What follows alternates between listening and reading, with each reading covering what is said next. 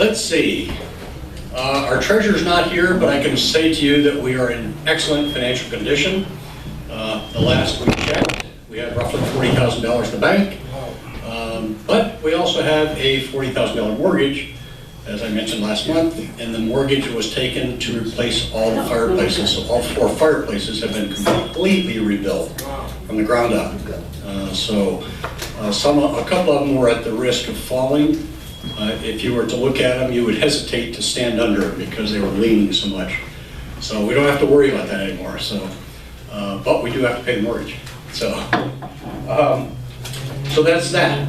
Okay. The next thing, one of the other things that we're going to be doing is, if you recall, there was a sign at the corner, and it said Sonoy, and underneath were in small letters, Sonoy Area Historical Society, and under that, in even smaller letters, was museum.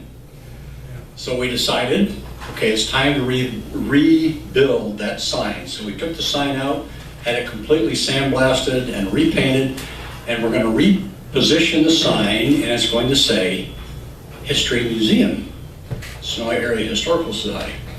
The reasoning being is everybody knows they're in Sonoy.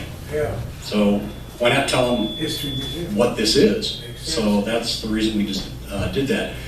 If you want to look at the sign itself, it doesn't have the lettering on it yet, but the sign, the refurbished frame, if you will, is leaning against one of the chimneys out here on the side. So you're more than welcome to take a look at it. Not much to see other than a sandblasted piece of metal that's been repainted, but nevertheless, it's going to look great when it's finished. Let's see. You're probably aware that we've got another brick campaign going on.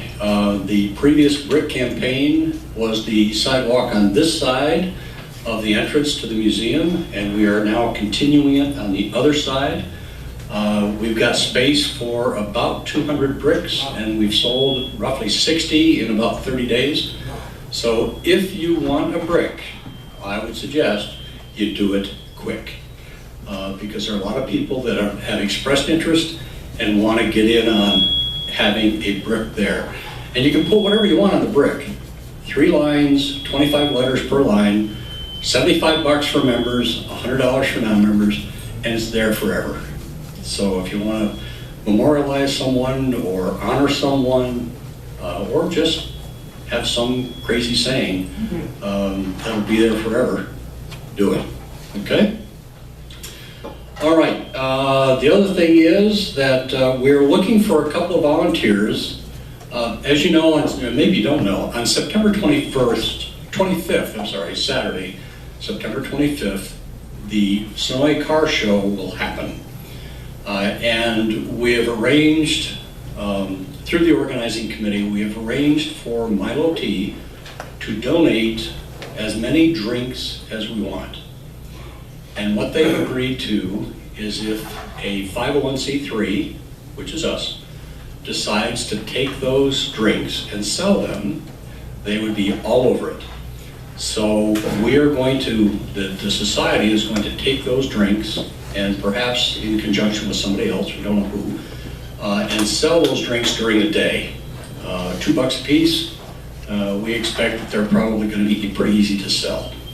Because the car show, as you all know, typically is a hot day. Hang on just a second.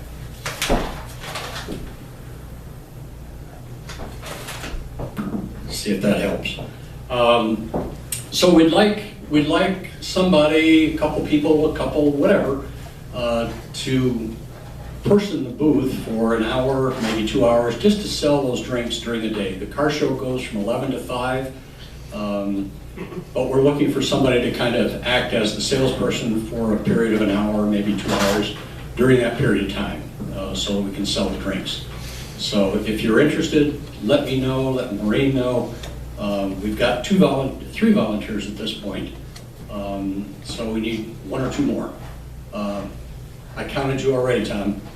So if you're willing to do it all day, I'll count you as 2. What are the hours? It's really up to you. The slot from 11 to 1 is spoken for already. We've got 2 people that are willing to do that. So it'd be probably 1 to 2, 1 to 3, whatever. It'll be. But the show goes on till 5? Show goes on till 5, but in all reality, probably 4. Okay. So, so again, if you're willing and interested, let me know or let Maureen know, and we'll get you on the list. Okay, let's see. This one I know is going to excite a lot of you. Who would be willing to serve on the board of directors starting next year? Please don't all rush forward. But suffice to say, we're looking for 2 people that would be willing to serve on the board. We don't know at this point exactly what position.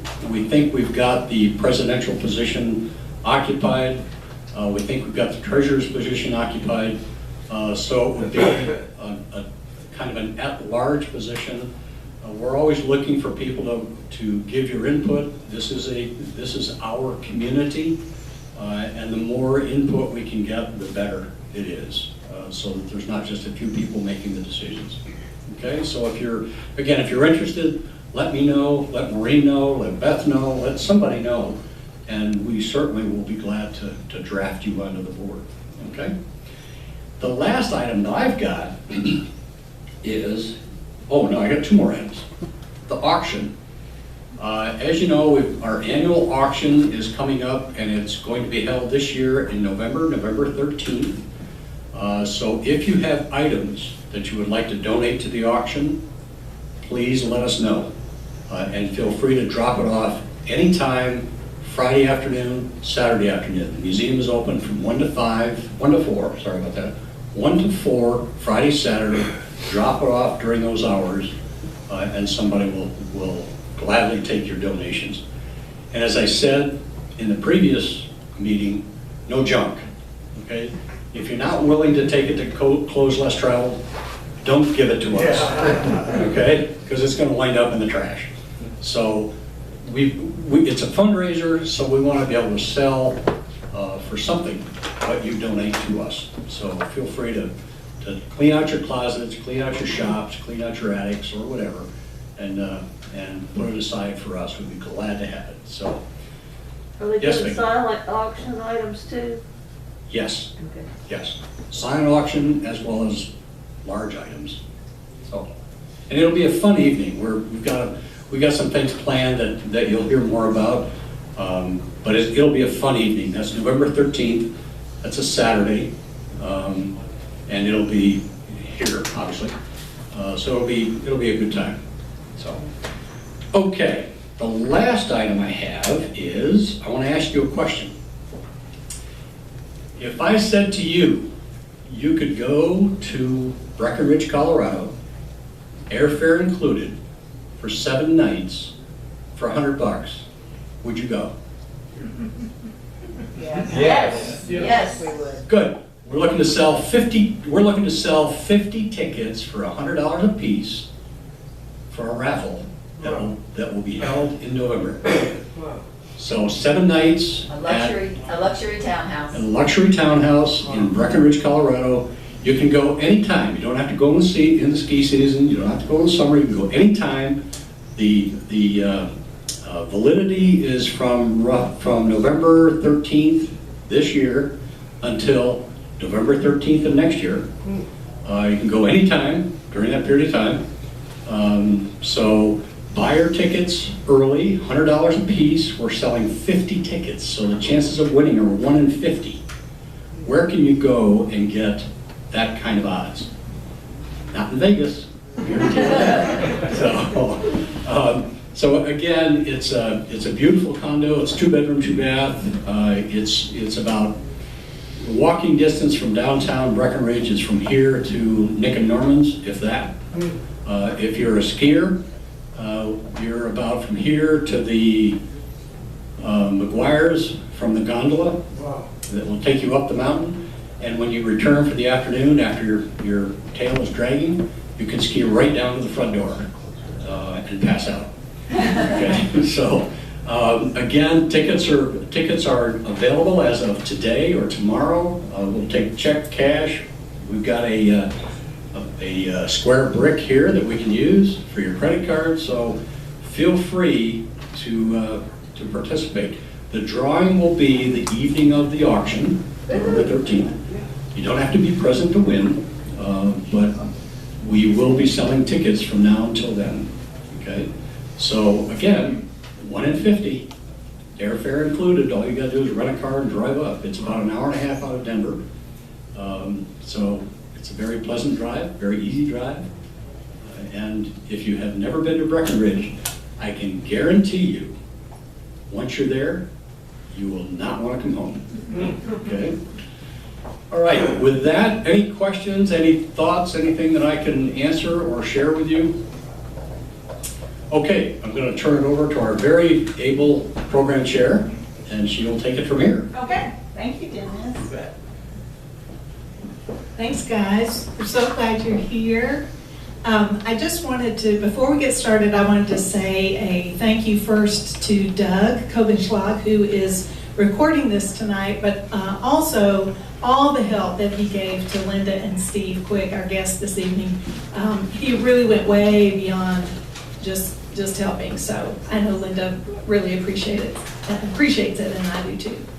Also, I wanted to thank Jim and Maureen Schuyler, because Jim faithfully comes every month and sets up these chairs for our meetings, and it's a big, big job, and it's a hot job in the summer, so thank you, Jim. We appreciate it. Thanks, Jim. Most of us, I would say, in this room know someone who served in World War II. We refer to them as the greatest generation. I know I have an uncle who served, and like I said, I'm sure we all are touched in some way by someone. But so many of those brave men and women came home, and they wanted to put the war behind them and not talk about it, and many went to their grave without really ever sharing their experiences. Well, tonight we're really fortunate because two such people had a daughter named Linda. And she knew when to ask the right questions, and she got a lot of really good information from her parents, and has agreed to share that with us tonight. And so we're just very thrilled to have Linda Quick here with us this evening. Please give her a warm welcome. Well, I want to thank Beth for asking me, and I can't say thank you enough to Doug. I mean, I am computer illiterate, and he put this together for me. I took Mom and Daddy's album up to we used to be White Oak Athletic Center, and we copied off onto a disc. From the disc, they went to a thumb drive. Well, you're talking Chinese. Linda didn't know anything about this stuff. So then Doug took this thumb drive and made it to where all I got to do is click. I don't have to play with a mouse or nothing. So I want to thank him very special. And I want to thank Steve Quick for having to put up with all this and help me get this done. These are my mom and daddy. They met over in Europe. Mama wanted to take something to Europe with her, and so she took, if you'd hold up Honey Child for me, Steve, she took this doll. Melissa has a picture of Honey Child and Mama before they went to Europe. As you can see, Honey Child was not decorated. Honey Child got decorated by the soldiers that Mama helped survive World War II. Mama was a registered nurse and an anesthetist with the 25th General Hospital in France, in Belgium. She was the first female in after the Battle of the Bulge. Any place she could stretch out a soldier, excuse me, she put them to sleep. So this is their story. Mama was raised up in Kentucky on Green River in Rochester, Kentucky. It's south of Bowling Green. Daddy was born and raised in Hazelhurst, Georgia. Now that's a long ways apart. This is Mama's, wait, I skipped. Okay. This, back in those days, you didn't get a birth certificate. No. You were registered when you started school. And Mama always argued that she was not born in 1907. But she was born there on their farm in Rochester, Kentucky. Black Mammy brought her into this world. Mama was so small that when Black Mammy got her cleaned up and took her out to show the farm hands and the people that lived on the farm with them, she laid Mama in her husband's hand. She laid Mama in Walt's hand with her head here and her toes in his palm. That's how small she was. But that didn't deter her, I'm here to tell you. This is Mama's family. I know that that's her aunt, her sister, Aunt Ursie, on the left over there, far right. Mama is sitting in her Mama Emma's lap. I can't tell you who any of the other folks are. Mama never told me, and I never asked. Mama grew up as I would call a river rat. She ran the banks of the river, of Green River in Rochester. She was a tomboy. Guess that's where I got mine. She could shoot marbles with the best of them. She could ride horses. They even raised race horses. She rode some of them. She could walk on stilts that were 4 feet high. Well, that's the only way that she could look eyeball to eyeball with anybody, because she was only 4'11" at her height, at her tallest. She loved to meet the river boats as they came down the river and stopped there at Rochester. She would run down to the docks. Well, all the captains knew her.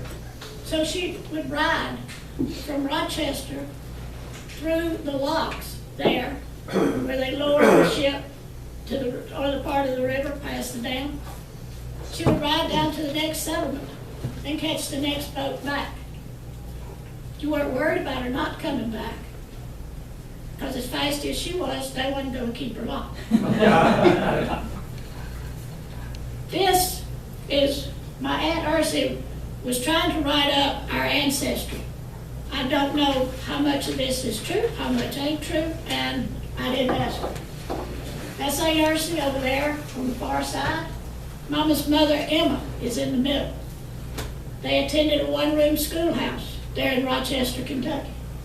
That's Shorty, right there. We called her Shorty. Her name was Cleo June Simmons. She didn't like me calling her Cleo, so we called her Shorty. Once we got tall enough, people in my grade, it took Norman Hunter a while to get tall enough to where he could call her Miss Shorty. And that's how my fellow students knew her. This is a funny account by the doctor there in Rochester. He and his horseless buggy rode the muddy roads around the river there. And Doug has this in the book. It is really funny. This is a picture of Mama. She went to Western Kentucky. From there, she went to Cincinnati, and she did her nursing training. She was a registered nurse. She was also an anesthetist. That means she's the one that put you to sleep and hoped you didn't feel anything when she did. The man down here in the black and white, these are some of Mama's kinfolks. I know Willie. I met him as I was growing up. The other person in this story is Sidney Douglas Dale. Sidney was born to his mother, Sadie Norman Dale, and his daddy, Sidney Douglas Dale, in July of 1915. Well, that made Mama a little older since she was born in 07. But she argued to the end that she was. This is Daddy. He's all dressed up in his little to-be-born dress. He was born during the Truman era. Daddy was raised by his Aunt Jessie and Mary. They worked for the Navy Department of Navy. He was also raised by his uncle, Uncle Earl Norman. He was the judge in Washington, Georgia.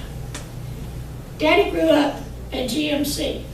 Steve has his uniform. I can't get it. I'm here to tell you. I tried. But he grew up there, and on Saturdays, he would ride the train up to visit Uncle Earl up in Washington, Georgia. And one beautiful Saturday afternoon in the fall, Uncle Earl loaded him up in his car.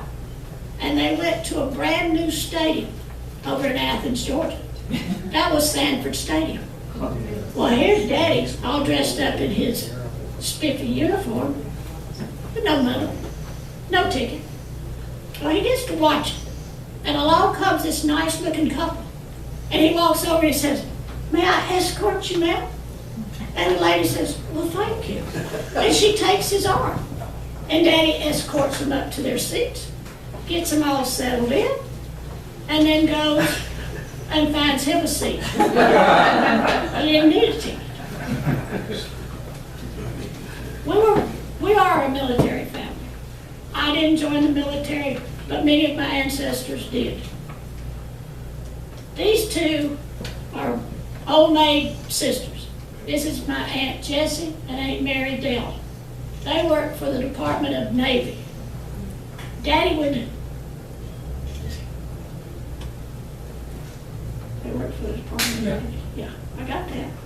Went to Washington to visit. Daddy would go to Washington, Washington, D.C., where he would visit with Aunt Jessie and Aunt Mary. Aunt Jessie was the outspoken one of the pair. She was the suffragette. In our 7th grade Georgia history book, they showed a picture of the suffragettes walking down Pennsylvania Avenue. I took it to the house and I said, "Aunt Jessie, is that you?" "Why, of course it is. I'm on the front row." So what would you expect? Aunt Jessie, working for the Department of Navy, was sent over to Europe after World War I. She was given an assignment. She was told to find a plot and lay out the cemeteries for the military people that were killed during World War I, so that you, today, could go to Flanders Field and you would be able to find your great-grandfather. Now that was a job. In 1939, we had the premiere of Gone with the Wind in Atlanta, Georgia. Daddy was the manager of the Roxy Theater just down the street.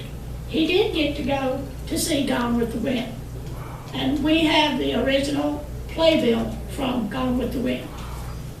These are some of the pages from the playbill, some of the scenes.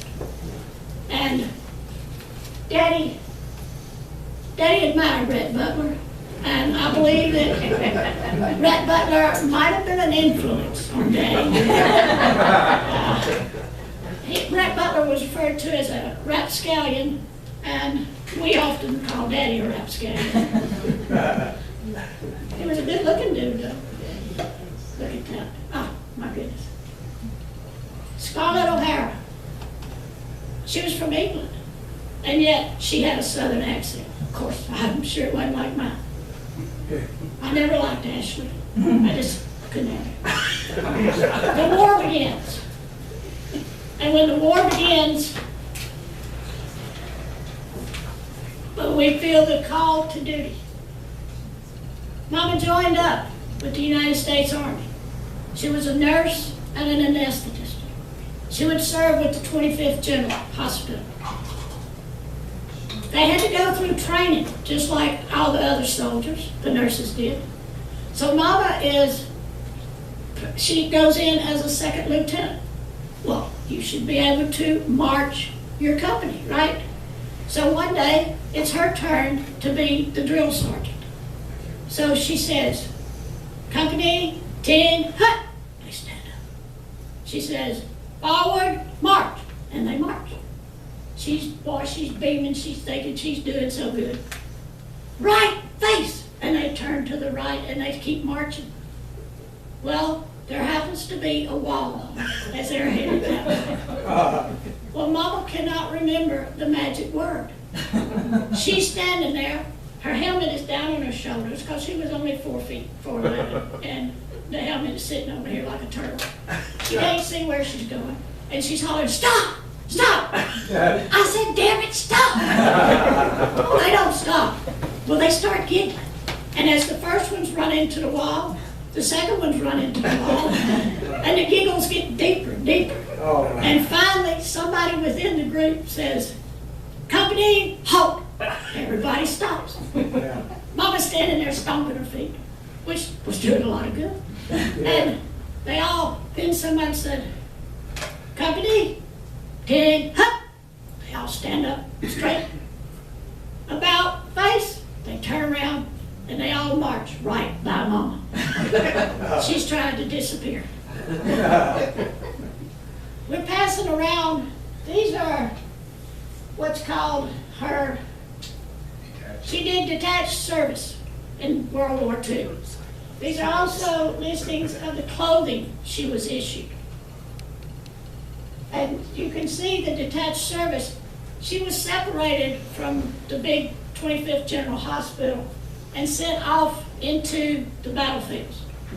Mama was the first woman after the Battle of the Bulge. She said to put them to sleep, it didn't matter where we were or what the conditions. I was going to put them to sleep. And she took Honey Child with her. And that's where Honey Child won all her medals. Was being with Mama there at the battlefields. This is one of Mama's good friends from the 25th General. Her name is Ida Mae. Ida Mae was 6 feet tall in her stocking feet. So they made a really cute couple. I don't even know her last name. This is Mattie Bell Simpson. Mama taught Mattie Bell Simpson when she was teaching at Cincinnati. Aunt Sip, as we called her, was an operating nurse supervisor. She joined the Army when Mama did. They went over together. They were both assigned to the 25th General Hospital.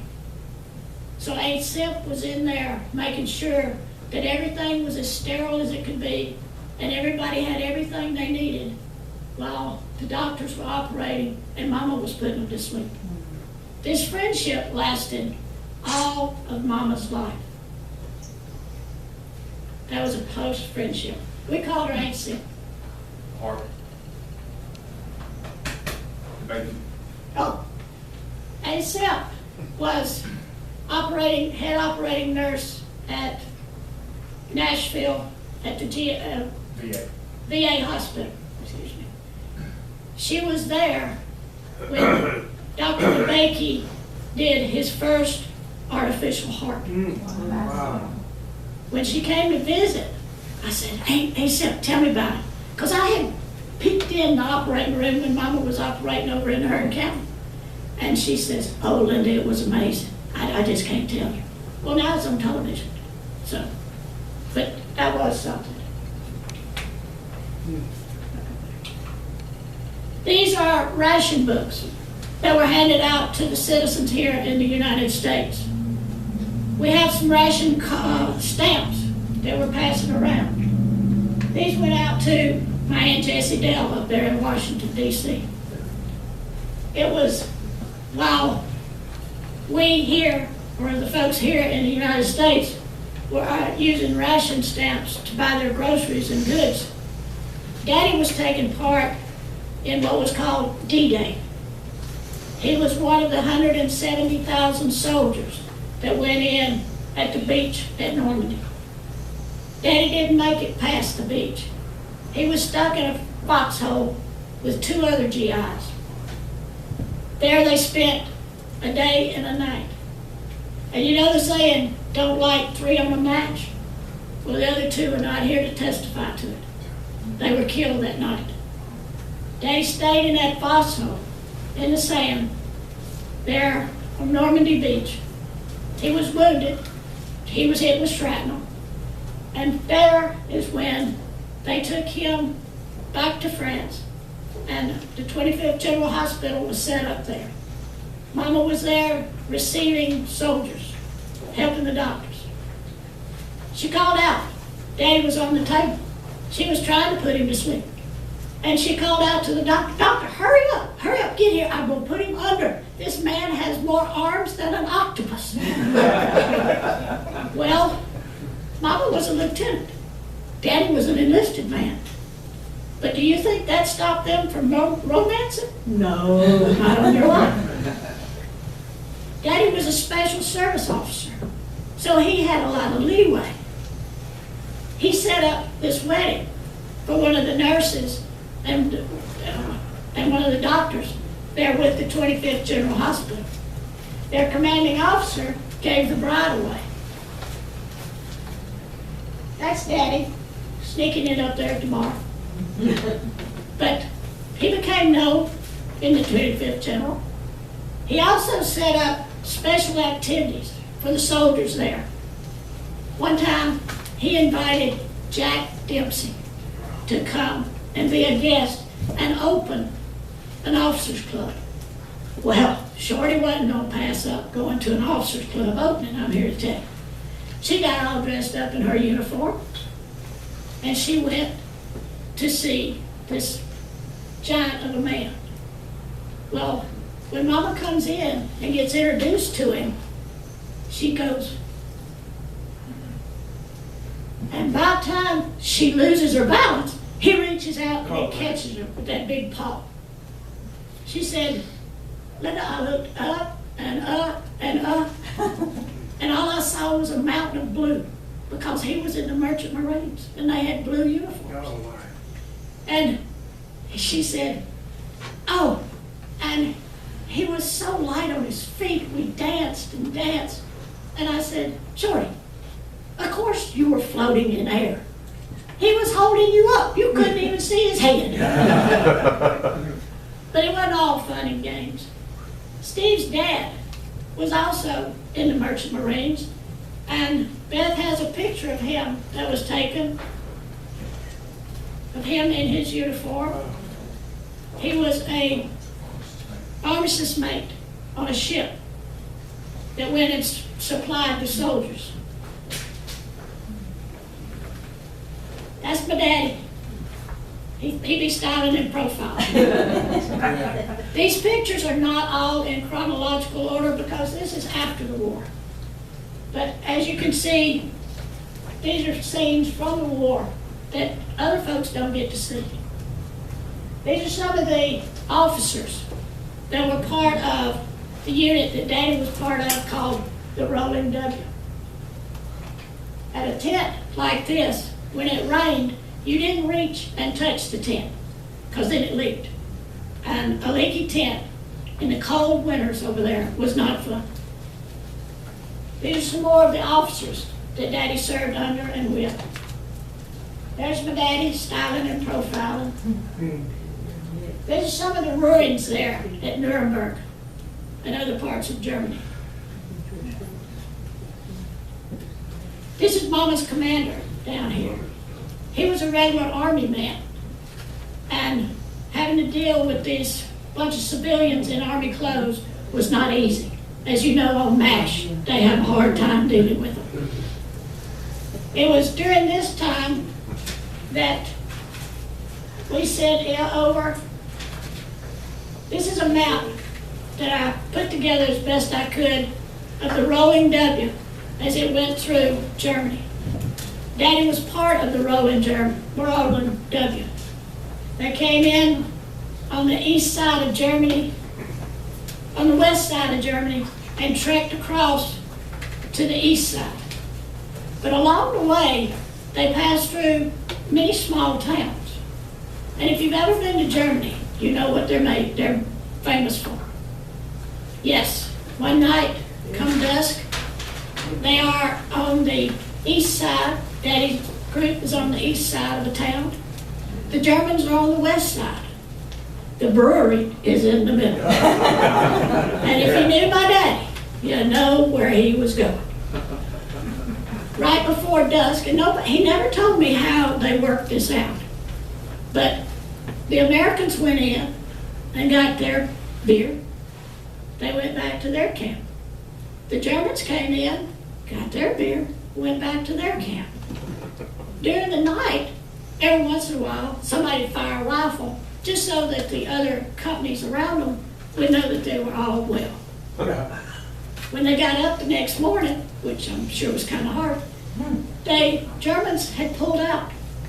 And of course, this group that had gone to the brewery never told the other group that they'd done that. But Daddy loved the Bavarian Alps. And when Steve and I had the chance to go to Germany and we went over there, I can see why. They are gorgeous. That's Daddy in one of the towns in Germany after the bombing. He took pictures of the local people. This is him at the Rhine. The picture of him in the middle is at Hitler's headquarters. Wow. That's my daddy standing there at the door.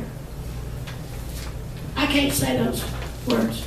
I'm not German enough. This is Mama and Adam May standing on a street corner. The sign above them says 25th General and points up the street. This is a proclamation that was made and declared celebrating the accomplishment of the 25th General. Wow.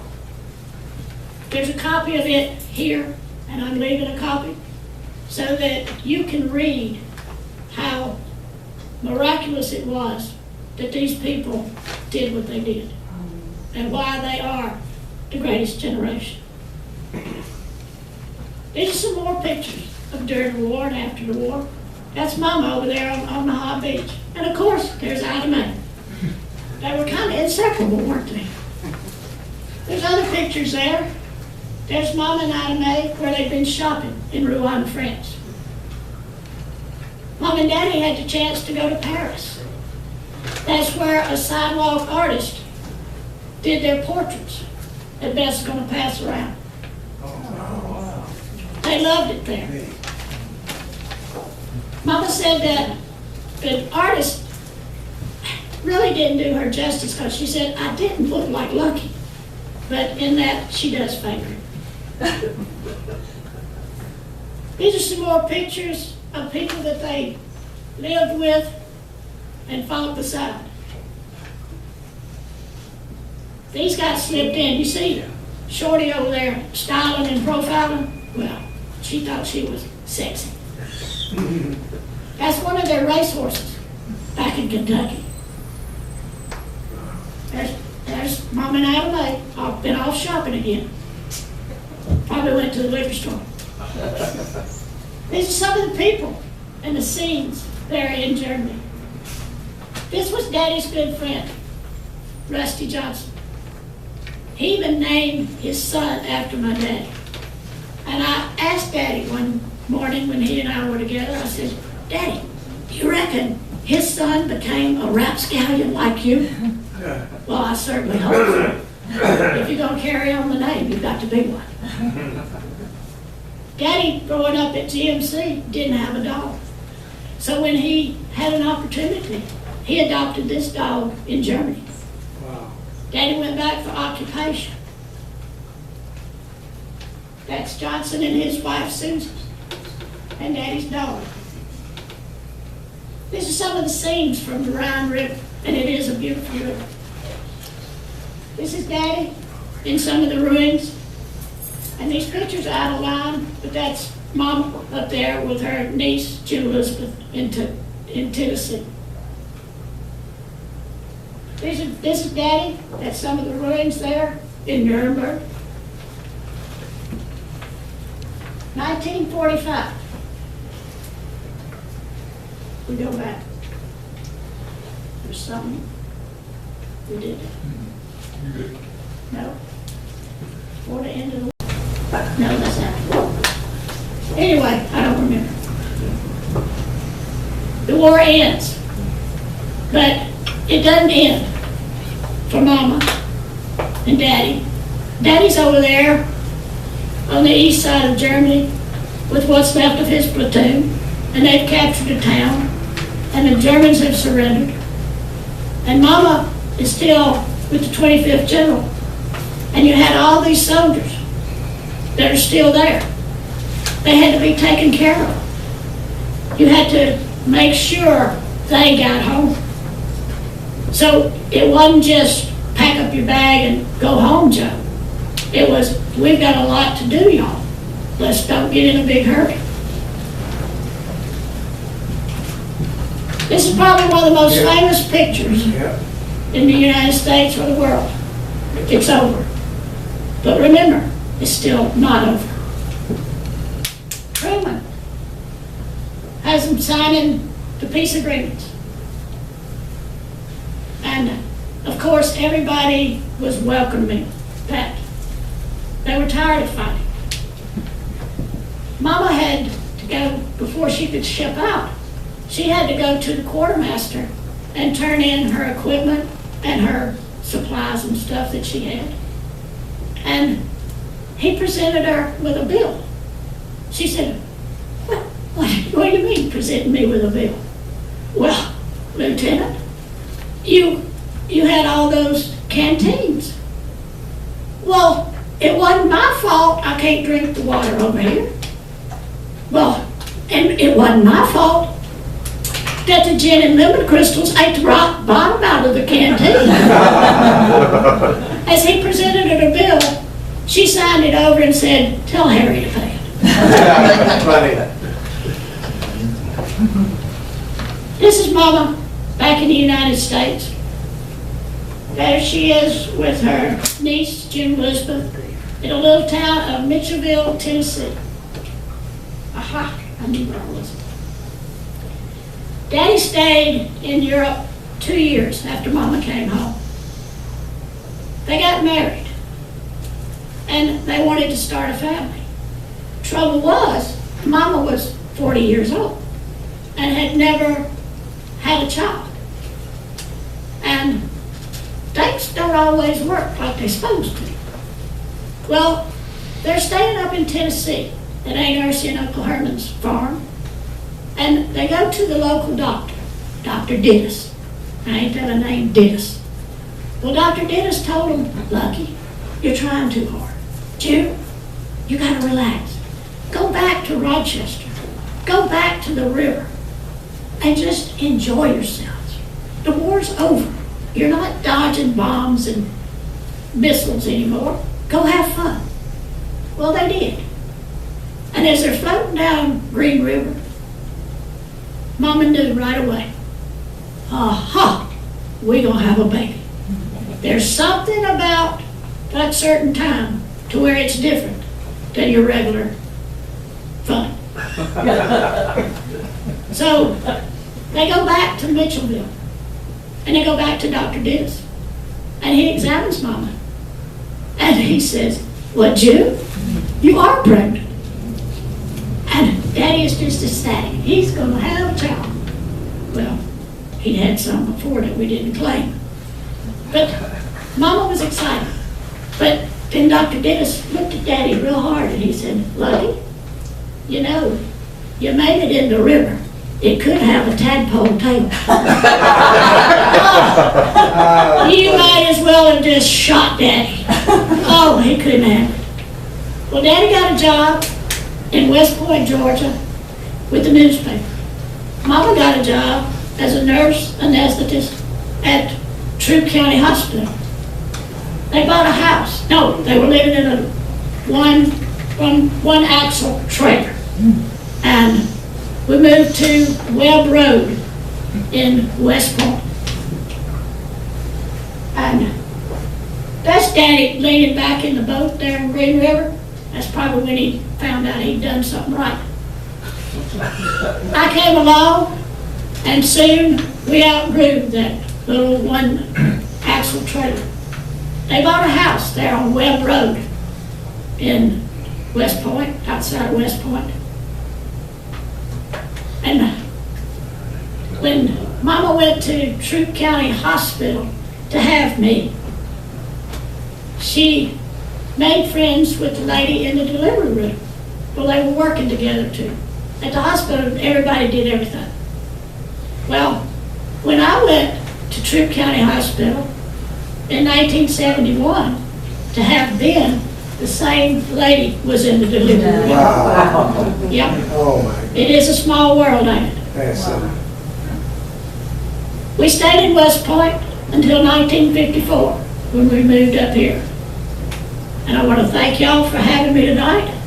And I hope I have enlightened you. And if there are questions, I'll try to answer them.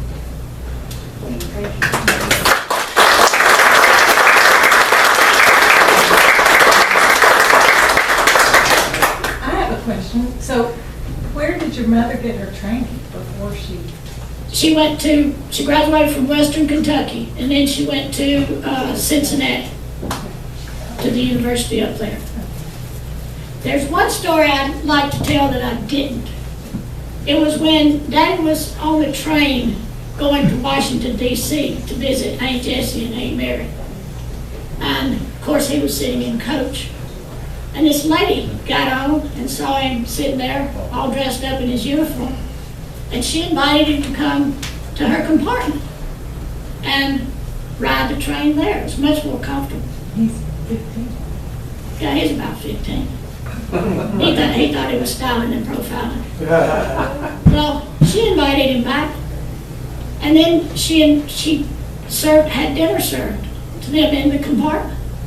Well, he's really uptown now. And then later on that evening, the lady took the time to teach my daddy the ways of the world.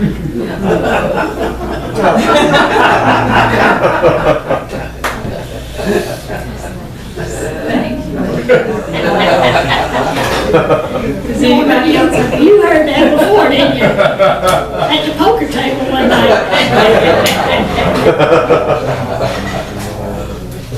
Well, thank y'all for having me, and I really enjoyed this.